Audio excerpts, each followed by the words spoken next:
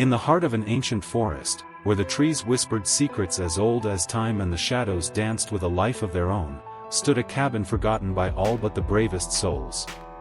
It was a place where the boundary between the seen and unseen blurred, and where the darkness held sway long after the sun had set. For 5 friends seeking respite from the chaos of the modern world, this remote cabin beckoned like a siren's call, promising solitude and sanctuary amidst the towering pines.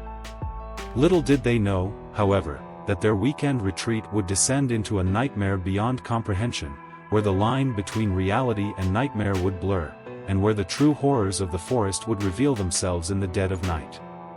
Join us as we delve into the chilling tale of Shadows Among the Trees, where the tranquility of nature masks a malevolence that lurks just beyond the edge of perception.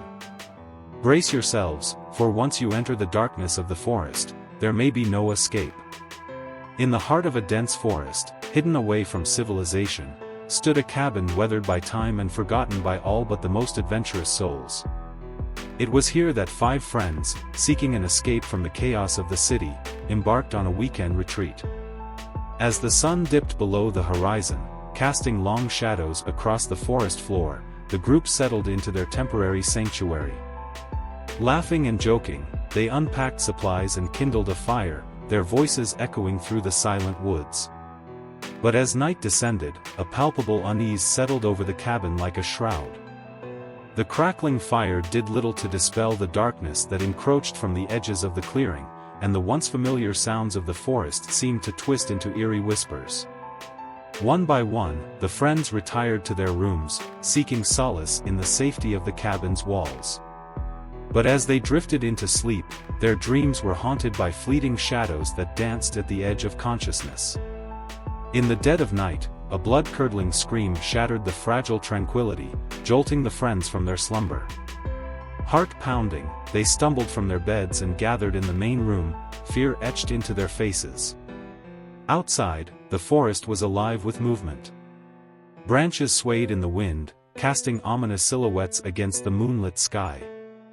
And there, lurking among the trees, was something malevolent, its eyes gleaming with a hunger that sent shivers down their spines. With trembling hands, they barred the doors and windows, hoping to keep the darkness at bay.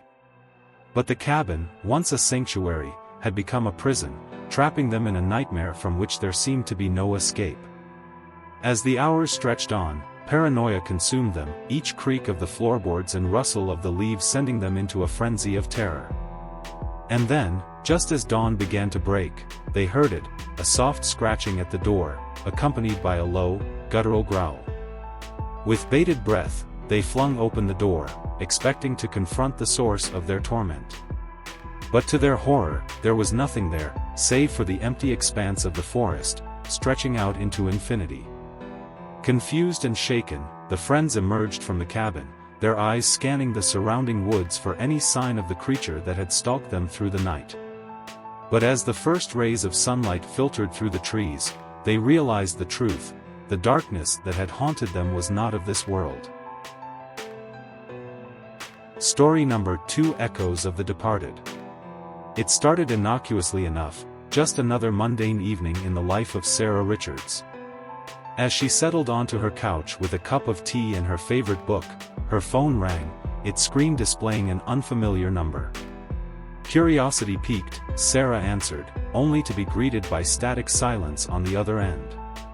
Brushing it off as a wrong number or a telemarketer, Sarah returned to her book, only to be interrupted again moments later by another call from the same mysterious number. This time, however, there was a voice on the line, a voice that sent shivers down her spine. "Sarah," it whispered, low and raspy, "I know who you are." Heart pounding, Sarah demanded to know the identity of the caller, but all she received in response was a chilling laugh that echoed in her ears long after the call had ended. Night after night, the calls continued, each time with the caller revealing intimate details about Sarah's life that no one could possibly know.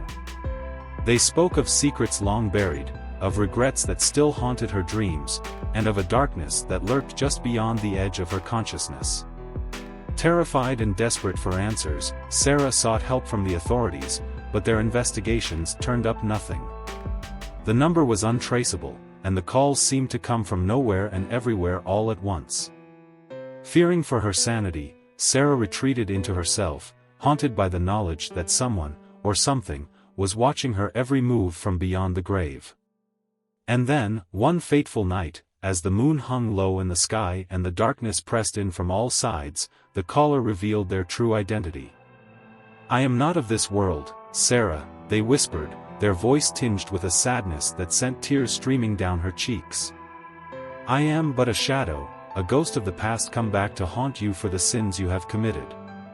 And with those words, the line went dead, leaving Sarah alone in the darkness with only her fear and regret for company. For she knew now that the phantom phone calls were not just a figment of her imagination, but a reminder of the sins of her past that could never truly be escaped. As the final embers of the fire flicker and fade, and the echoes of our tale linger in the darkness, we bid you farewell from the depths of the forest. May the chilling whispers of the trees and the haunting specters that roam these woods stay with you long after our story has ended. Thank you for joining us on this journey into the unknown, and remember, should you ever find yourself wandering through the shadows among the trees, tread lightly, for you never know what horrors may lie in wait. As the phantom phone calls fade into silence and the echoes of the departed linger in the air, we extend our heartfelt gratitude to you, dear listeners, for accompanying us on this harrowing journey. May the tale of Sarah Richards serve as a reminder that the past has a way of reaching out from beyond the grave to claim its due. Thank you for lending us your ears and your imagination, and may you